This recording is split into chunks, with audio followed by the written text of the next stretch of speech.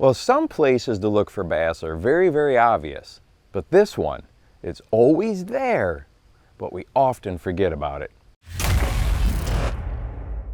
Well, we know that bass love edges, right? And we do all kinds of work to locate edges. Hard edges, whether those are rocks or trees, brush piles, weeds, whatever it might be, ledges, all of those are edges. Natural creatures like to travel them. But this one also creates an edge, and those bigger fish really pay attention to it, and that is the light penetration line. Now, I'm not talking about shadows. Yes, shadows create an edge, right? And we know about that.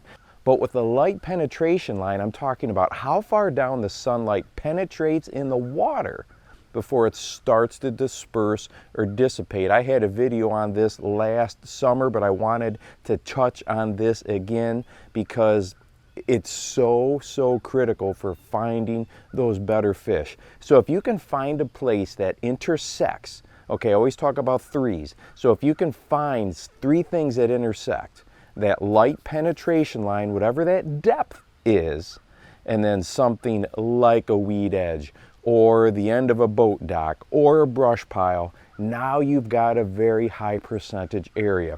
And probably the easiest way to locate this spot, this depth where the light dissipates, is to take several lures, throw them out there. I like to use like a spinnerbait. Okay, that's my favorite to check the light penetration line. Throw that spinnerbait out there and just start to slow roll it back at different depths and see where it is no longer visible to us, and then go just a tad bit deeper from that. Now, depending on the water clarity, this light penetration line could be very different. Maybe on your home waters it's a foot, maybe it's 6 foot.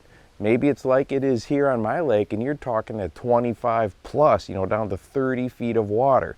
Well, if you really keep this in mind, one, you're going to be fishing an area that not a lot of other anglers focus on, and two, those bigger predators, okay, those bigger bass like to kind of sit and hang there, and then they can move up out of those depths and when they're ready to feed, and they kind of can be looking up and see what's going on up there.